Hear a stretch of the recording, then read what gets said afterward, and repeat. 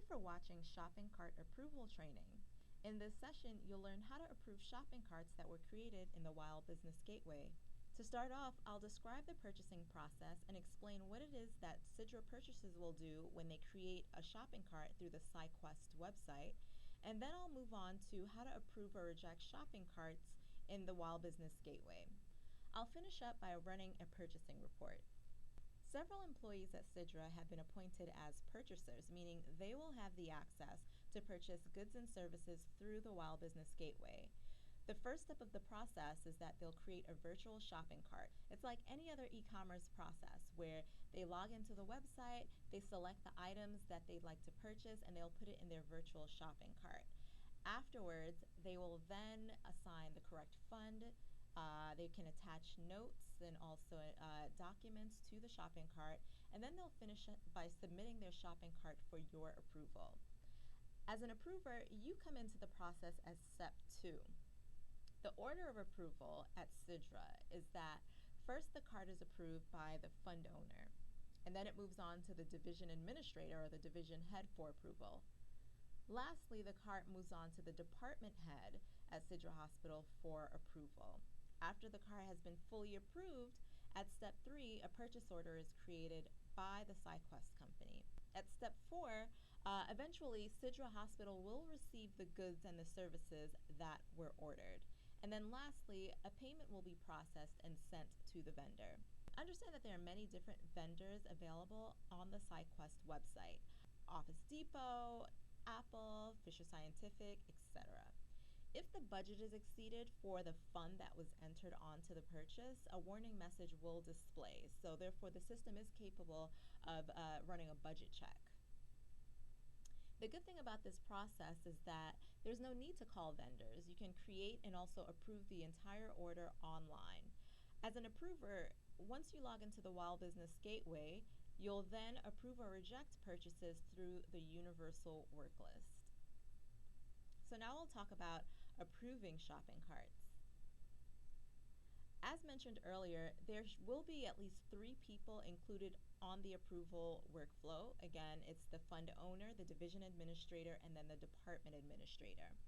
When you go on to approve the cart, not only are you just approving the cart, actually you're approving each and every item in the cart. You have the option to also reject 1 or more items in each shopping cart.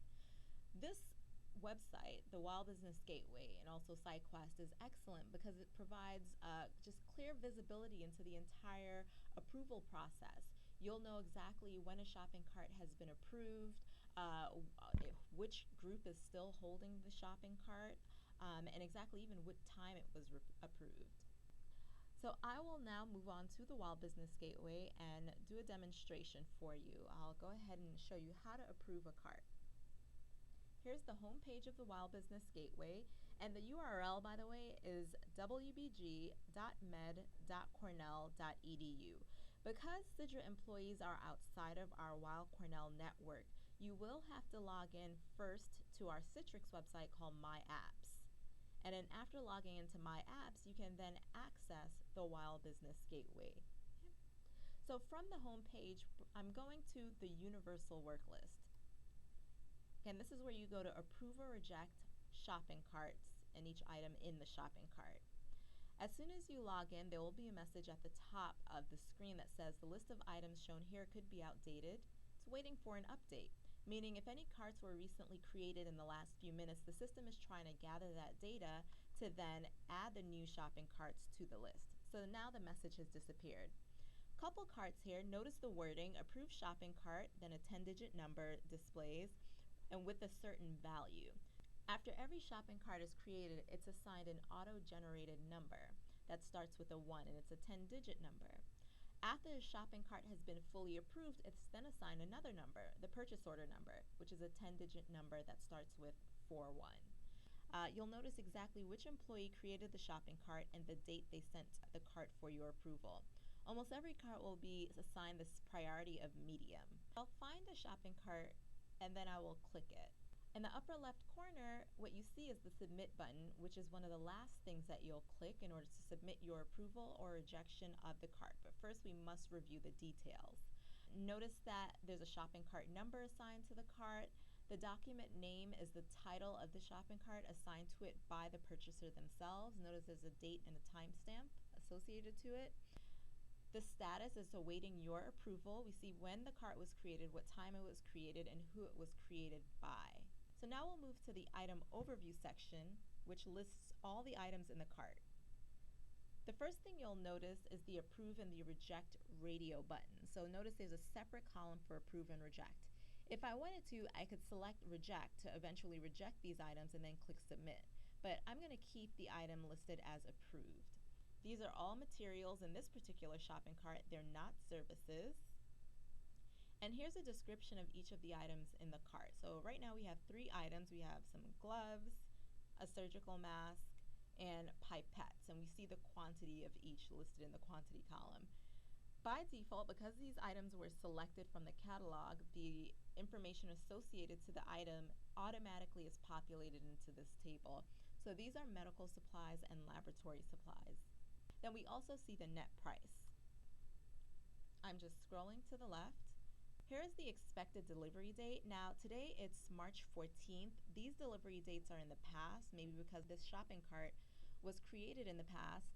So the system will automatically update this delivery date to coincide with the vendor's proposed delivery dates. There are no notes, no attachments, because if there were, we'd actually see the number of notes and the number of attachments. But right now they're both set at 0. Accounts assignment. So whenever you see the phrase accounts assignment, think fund or grant. These are the accounts that will be used to fund the order. Right now, it looks like for the first item, multiple values is listed, meaning there's a split distribution between multiple accounts, and that split distribution will be used to fund the payment of that account. For the second item and the third item, it looks like 2 separate funds are used. Item status is still awaiting approval, and the supplier for the first 2 items is Granger. Underneath the item overview table, you find the total value of the shopping cart. So that is an overview of the items in the cart. If you wanted to know more details, what you can do is either click a link in the appropriate row so if you wanted to know more about the gloves, then you'd have to click any of the links in that first row. Or as soon as a row is highlighted, as the first one is, click the details button. This is if you want to know more details about the purchase of the item. So I'm going to go ahead and I'll click the details button, and then a new section will open below this item overview section with details of the first item, the gloves. And notice those details are organized into several tabs. What I'll do is I'll point out the information that you should keep an eye out on while you're approving.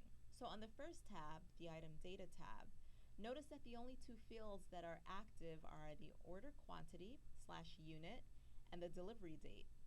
Therefore, these are 2 fields that you can edit before you approve. You can also edit the fields above in the quantity section here and in the delivery date section here. This is above in the item overview section. So you have an option, either edit down here or above. On to the next tab, which is the account assignment. So this shows how the item will be paid for, how the expense will be paid for. And remember, again, the first item, the vinyl gloves, have been selected, and therefore this is how that first item will be paid for, by 2 different funds. And there's a 50-50 split distribution for the payment. So half of the payment for those gloves will be paid for by the fund ending in 7. The other half of the payment will be funded by this account that ends with 9. And I believe it's different for the other items. If I select item number 2, the surgical mask, if we look at account assignment tab, that item is only funded by a single fund, this fund that ends with 7. And then for the third item, looks like a different fund has been entered. Another thing is, what if you wanted to change the funding?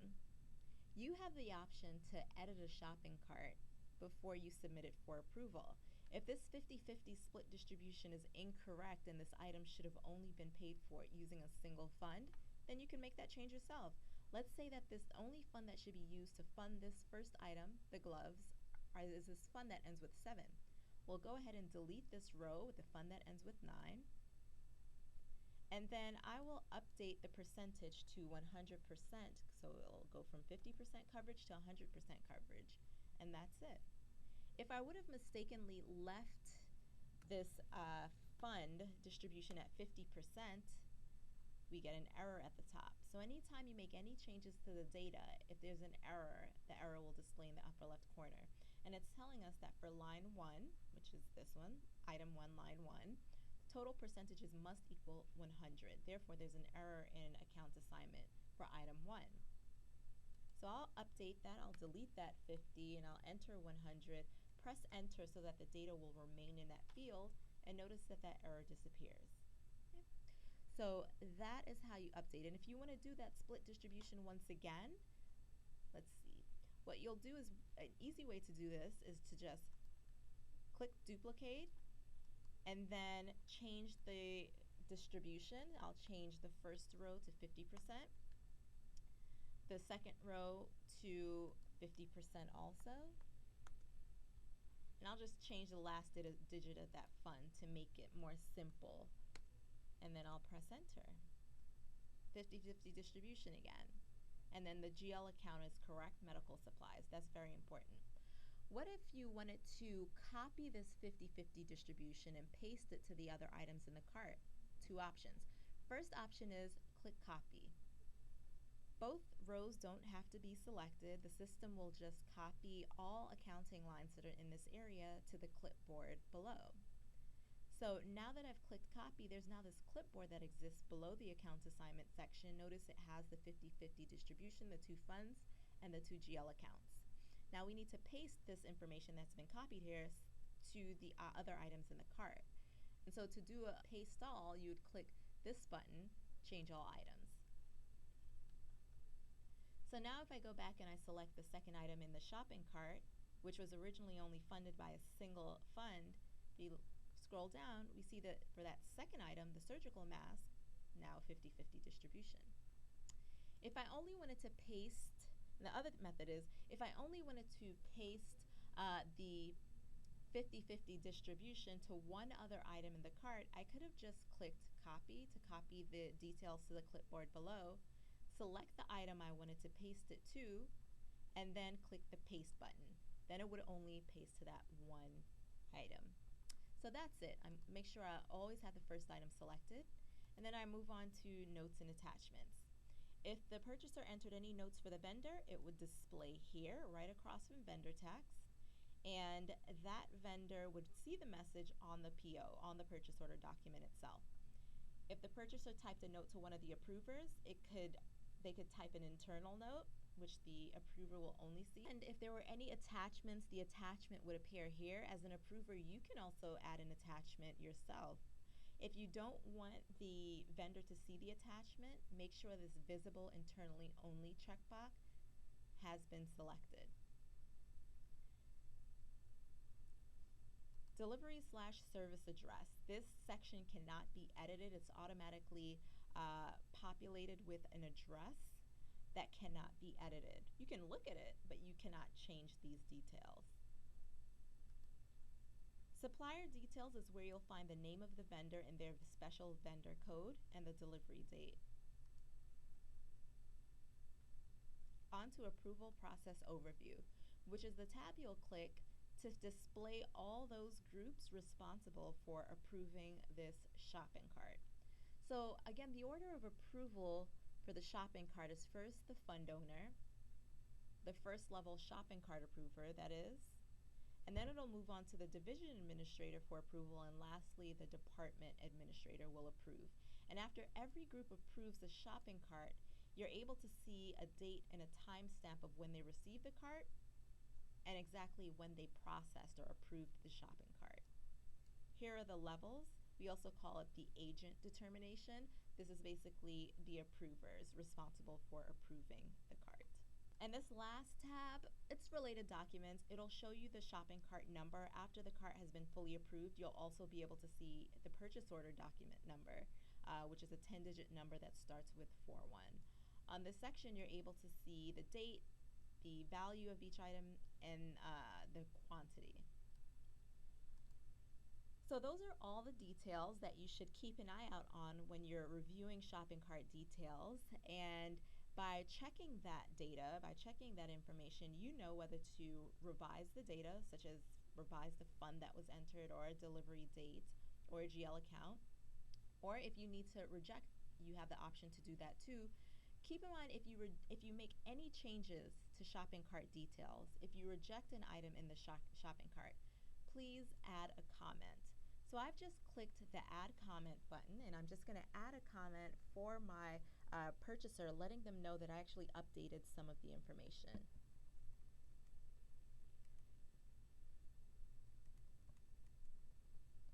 And then I will click add to add my comment.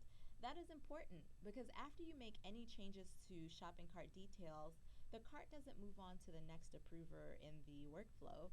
The cart actually returns back to the purchaser, and the system asks them to accept your changes.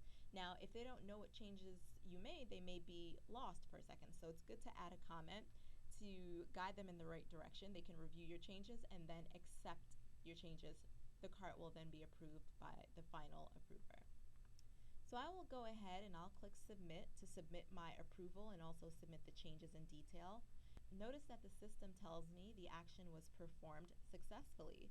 The other messages that you see are warnings, basically saying for each of the 3 items, the preferred delivery date couldn't be kept, and the system then assigned delivery dates that this vendor, in this case Granger, would be able to adhere to. So I'm going to X out of this. And so the item that I just approved was valued at $250. If I wanted to clean up my universal work list by making that item disappear, I just need to click refresh. And then notice that that cart for $250 disappears. That is how you approve a shopping cart. If your employee submits a shopping cart for your approval and you make no changes, you just decide to approve, great, the cart will move on to the next approver in the workflow. But if you change any details and then approve all the items in the cart, if you reject one item and then approve all the other items, or if you reject all items in the cart again will be routed back to the purchaser, and they will have to accept your changes, accept the partially rejected cart, accept the fully rejected cart, or they can further edit the details and resubmit for approval. Here's the order of approval, the standard order of approval. As a division administrator at Sidra, we recommend that you assign a backup approver in case you are on vacation or on short-term leave. This will ensure that if your department submits a cart for approval, there's someone else that has the access to approve that cart on your behalf. So we recommend that as soon as you get access to the WOW Business Gateway and the approval function, that you set up a substitute approver. Through this transaction, you will be able to make a substitute approver receive your tasks during a specific period of time, or you can set up a substitute to fill in for you indefinitely, meaning they'll always have the access to approve or reject your carts, especially if you're unexpectedly absent. You can also see other substitution rules that involve you. So if you've been assigned as someone's substitute, you'll be able to see that on the screen. And then you can also take over another user's task from the screen. To navigate to that transaction, you'd have to go back to the universal work list. You would click the menu option and then select Manage Substitution Rules. So I will show you how to access that transaction. Here we're on the universal work list, and this is the menu option, which you can click and then select Manage Substitution Rules. The first section, My Substitution Rules, shows you all employees that you have set up to be your substitute, who will approve carts on your behalf if you're out. The other section below will show you all employees who have granted you the access to fill in for them by approving their shopping carts if they're ever out of the office. But how do you create a substitution rule? Here's the Create Rule button. So we click Create Rule, and then you have to select a nominee. I'll click the Select button. Make sure that they have shopping cart approval access before you assign them as a substitute. I'll look for someone named Michelle Francis, Cornell employee who has the access to approve shopping carts, who I'd like to take over for me if I'm ever out of the office. Here's Michelle Francis. I'll click Apply, and now that has been copied over. I'll assign them all of my tasks, And I want them to be able to just fill in for me whenever I'm out, even if I'm out unexpectedly, meaning that they will always have the access to take over my carts, whether I'm in the office or out. If I only wanted them to have access for a short duration, maybe a week or 2 or 3, I can select receive my tasks, and then I can indicate the start date for when this rule should begin. But I'll select fill in for me, click next, and as division administrators, we recommend that you assign the first level approver, whoever that may be at Sidra, as your backup approver. And you can type a date and when you would like this rule to start, or you can just leave it as the default that you would like this rule to be enabled at once. If you select on, you'd have to actually type a date. If you select at once, then it will start as soon as you hit save. So I will go ahead and click save. And now Michelle Francis has the access to fill in for me indefinitely. This rule activation has been successful. As soon as I want to turn off this rule, I can just click the turn off button. Purchasing reports. There are several purchasing reports that you can execute to gain more visibility into the shopping cart process. At every stage of the purchasing process, you can run specific reports. Before a shopping cart has been fully approved, you can run one of the 3 shopping cart reports, whether it's shopping cart details to find out information such as the quantity, the price of the item. You can run the shopping cart by status report to determine which carts are still at the pending stage versus the rejected stage versus the approved stage. You can also run shopping cart approval trail to see a list of all those approvers associated to a cart. Once a shopping cart has been fully approved, it's considered a purchase order. And if you want to, you can also run the purchase order details. There you're able to see the funds and grants that were used to order the items. The purchase order summary provides an excellent overview of all the purchase orders that have been created by your office. And the purchase order life cycle report is almost like, it's like a compilation of all the reports listed above. It just shows purchase order information from each step of the life of the purchase order. Here's a bare bones flowchart of the purchasing process and exactly what point in the process you can run each of the reports mentioned previously. I will run the purchase order summary report to give you a good idea of the sort of information you can find when you run that report. From the home page, you can click FI BI Reports, and notice that as a Sidra employee, you now have access to funds management reports, accounts payable report, and purchasing reports.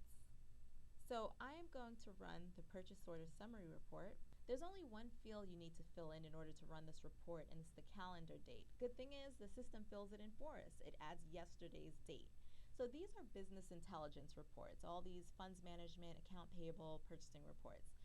One thing to remember about business intelligence reports is that there's a nightly batch that runs, and anytime you run a report, the information in the report is as of yesterday. After the nightly batch runs, that data is updated. For instance, if a shopping cart was submitted for approval and then it was ultimately approved today, those details won't appear in a business intelligence report until tomorrow after the nightly run. So if I run this report as of today, it will only show me the purchase orders that were created on March 13th. But I want to see purchase orders that were created from January 1st up until March 13th. So because the system gives us the option to enter an interval, so I'm going to go ahead and type January 1st, 2016 up until March 13th. Notice in between those 2 dates, there's a space, a dash, and then a space, thus required. I'll click OK to run the report. And the system gives me a high-level overview of the number of purchase orders and items that were ordered for that interval of time. So in January 2016, I see 64 purchase orders were processed, and that includes 98 items. February, 124 purchase orders, 172 items.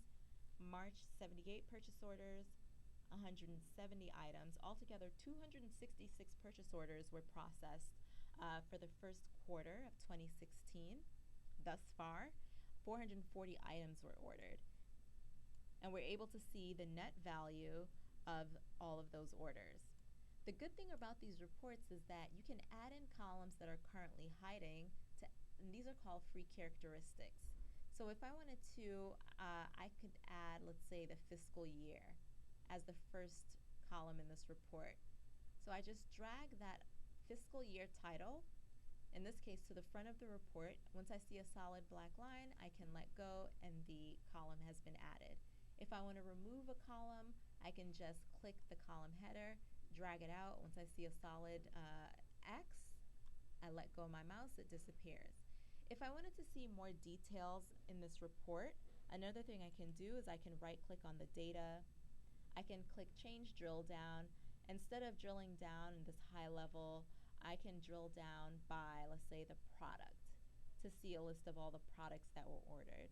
So now I'm able to see this information, but instead of seeing it by month, I can see it by product. So I know how many items were ordered and how many purchase orders were made for a particular item.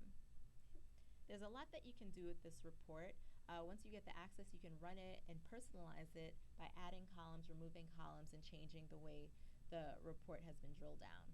Feel free to visit helpfiles.med.cornell.edu for a listing of presentations, step-by-step instructions, job aids, and tutorials. Thank you. Bye.